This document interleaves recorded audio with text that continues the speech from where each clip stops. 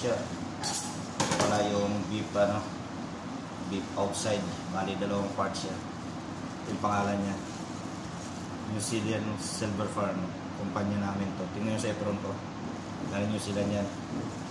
Bali, maging dalawang parts yung silver side tsaka yung eye round. Ito yung eye round niya. Ito. So, ito na. Iwain ko. Tingnan nyo. Bali, siseparate ko siya mga kabutcher.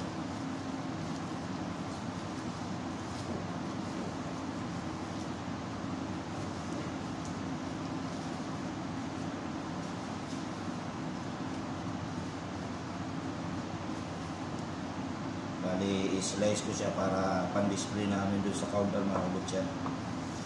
Yan, bali, siniparate ko itong eye round. Titrim ng konti. Matrim na yan mga kabutcher kasi lalagay namin sa tray pan display sa labas sa outside chiller namin. Trim lang ng konting taba tsaka yung mga latak-latak nya. Bali yan ang itsura ng eye round mga kabutcher. Kita nyo?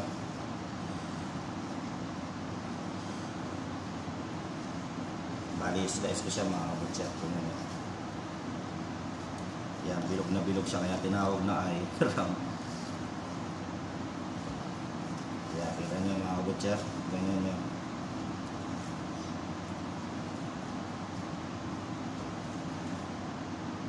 Kaya yung mga butcher dyan na gustong ako naman centralize ako dito mga kabutcher. Kaya lahat dapat matutunan paano magiwa ng mga steak na baka sa tupa, kambing yan. Bali, pag nilagay namin yan, kasi nagpe-prepare ako ng pan-display. Ganyan yan mga kabutcher. Yan, ganyan pan-display namin.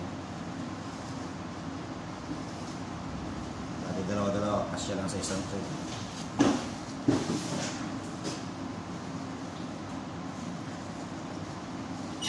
Kaya, kung maging butcher kayo dito sa bansa namin sa Middle East, ganyan mga trabaho. Easy lang, hindi kami nagdidibon ng mga tulad yung mga nasa UK na malaki yan. Ito naman yung silver side. Pakita ko kayo kung ilang kailangan namin na iwa. Kasi kailangan din namin na i-slice. Tapos pwede rin benta namin ng buo kasi ginagawa nila silver side roast beef. Trim ko lang ng konti mga kabutcher. Bali may itulitin dito. Tanggalin na rin ito ng konti. Pero ako inihiwa ko agad siya bago iwa ko siya ng stick, saka ko siya i-trim. For example nito mga kabutcher. Kasi kailangan i-cross yung slice niya mga kabutcher. Ganyan kayo mag-slice dito mga kabutcher. Saka namin ito i-trim. Yung mga side by side, for example ganyan. Ganyan. Para sa akin kasi mabilis kaysa i-trim nyo ng buo. Kasi hindi yung perfect yung niya Yan, tapos ganyan na mga kabutcher, kita nyo? Yan ang pan-display namin. Iwaka ko ng isa para makita nyo. Kasi ito, di-display namin lang ng buo ito mga kabutcher. Para sa mga customer, kung ilang piraso ang gusto nila, ilang size. Ganyan lang kayo mag-display mga kabutcher. Kaya, bilis lang matutunan itong mga kabutcher ng trabaho na ito. Sanayan lang, kaya yun. Yan, hanggang dito na lang mga kabutcher. Bali dalawang pan-display. Hindi ko na rin inubos. Tatagalan yung video natin, baka magsawa kayo sa kapanonood. Kaya God bless, sana yung matutunan kayo. Okay?